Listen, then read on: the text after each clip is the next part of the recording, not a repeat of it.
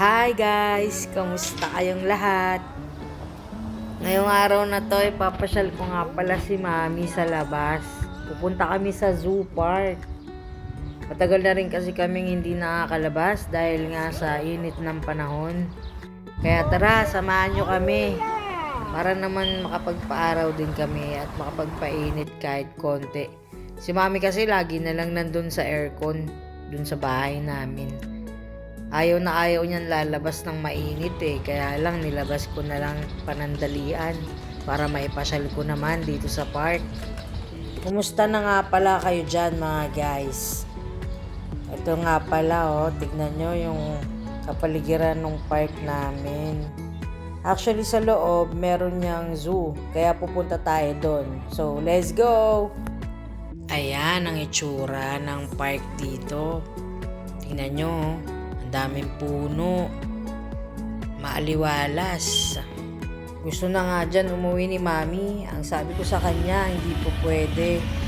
Mamasyal muna tayo kahit sandali. At ito na nga mga guys, meron nga palang amphitheater dito sa loob ng park. And then, pasok na tayo sa loob ng zoo. Dito sa banda rito, medyo malamig yung hangin. Ang sarap magtambay. Parang kami nga lang yung tao dito sa loob. Wala pa yung mga bata. Ayan. Ito nga pala yung ostrich. Sayang hindi nakikita ni Mami. Ine-explain ko na lang sa kanya na nasa harapan niya yung ostrich kasama yung mga kangaroos. Ayan hinahanap ni Mami yung mga unggoy kaya hinarap ko din siya dyan. Sabi niya kasi meron diyang unggoy na mukhang tao. Sabi ko naman, medyo may pagkakahawig naman talaga.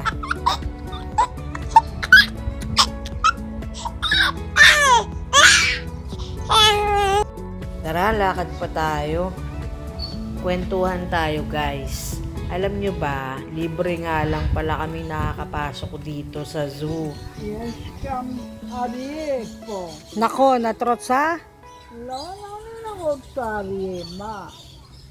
Yun na nga, wala kaming binabayaran ni Mami kasi incapable na siya. And then, senior citizen na siya dito sa Israel. So, yun, free kami nakakapasok dito. Pero, usually may bayad talaga ang entrance dito sa zoo. Itong zoo na to ay sa tapat lang ng bahay namin.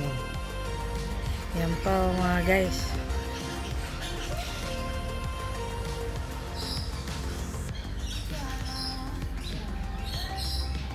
Ayan, sabi ni Mami uwi na daw kami. Sabi ko hindi pa. Maglilibot pa kami. Sabi niya nangangamoy dumi daw kasi ng mga hayop. Kaya nag-aaya ng umuwi. Pero ako masusunod for today's video. Pasyal pa more. Bibigyan ko na lang siya ng watermelon. Nagbaon ako ng fruits para meron siyang kainin. At ayan, mag solo flight muna tayo habang wala pang mga tao. Wala pa kasi yung mga bata. Usually kasi maraming bata dito or yung mga nagpi-field trip pa. Ang ganda ng hayop na ito. Para siyang sheep na parang kambing na hindi ko maintindihan. Actually ngayon ko lang yan nakita. Hayaan mo na bala yan dyan. At ito hawakan ko muna yung bahay ng pagong. Sana all may bahay. Diba? Pampaswerte, baka magkaroon din tayo ng bahay kaya himas-himasin natin.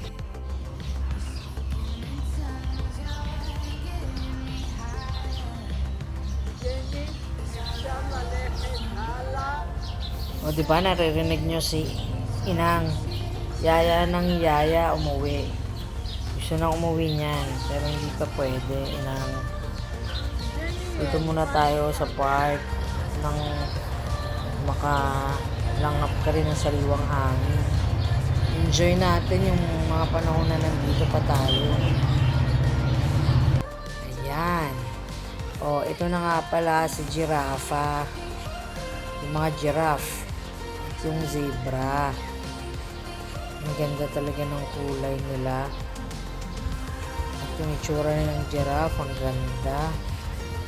Nakakatanggal din ng homesick minsan pag nandito ka sa feeling ng iyong mga kapamilya. Charot! Mag-weather check naman tayo. Mainit na talaga yung temperature dito sa labas or dito sa Israel. Summer na kasi. Lalong mas mainit sa August next month.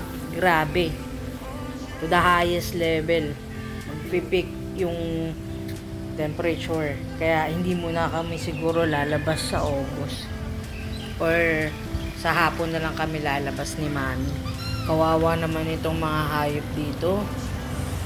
Sa August, napakainit. Kaya nga meron sila dyang parang shower. Dito nga pala sa loob ng zoo park, merong maliit na amusement park para sa mga bata. Sa palagay ko, hindi ko malilibot itong zoo at malawak.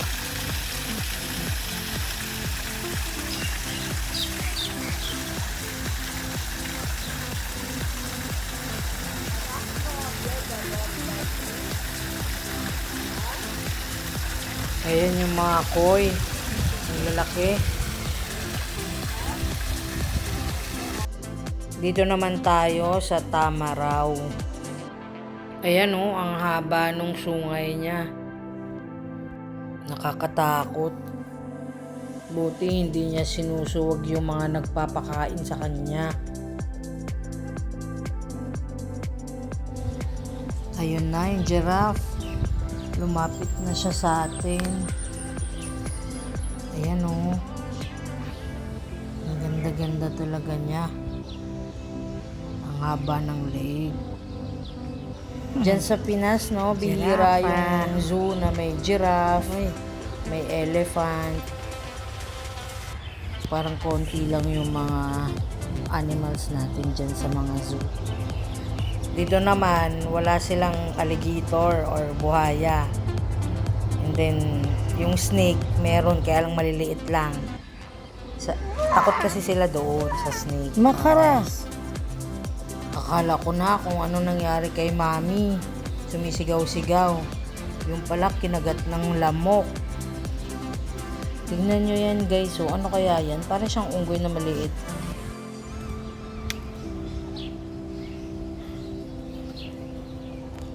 Yan sila oh.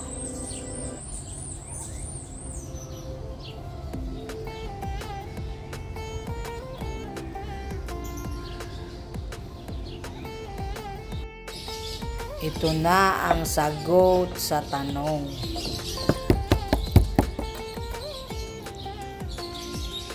Meh.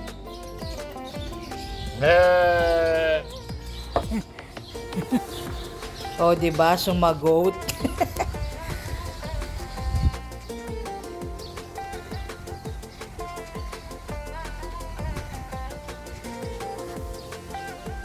At nandito naman nga pala tayo sa mga elephant. Ayan. Ang babait kaya ng mga elephant.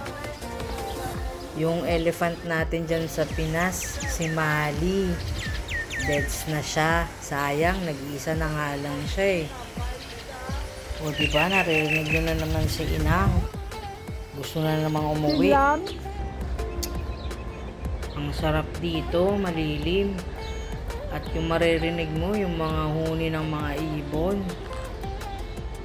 At nandito naman tayo ngayon sa lugar ng mga camel. Kinakain pala yung camel. Hindi ko alam na kinakain pala yung camel eh.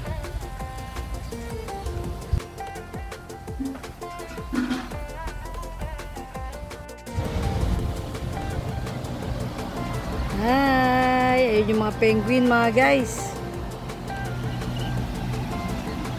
Hello! Ito nga pa penguin ngayon.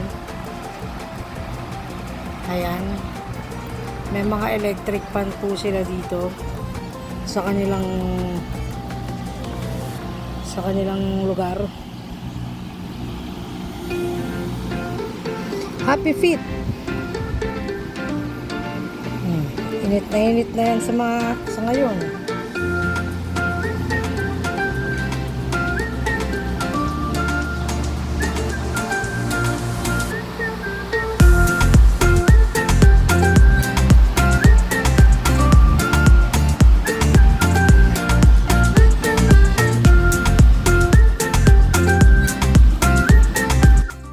siya mga guys. Kawawa naman si Inang at kinaagat na siya ng mga lamok kaya uuwi na kami sa bahay. Maraming salamat sa panonood. Hanggang sa susunod na vlog. Paalam!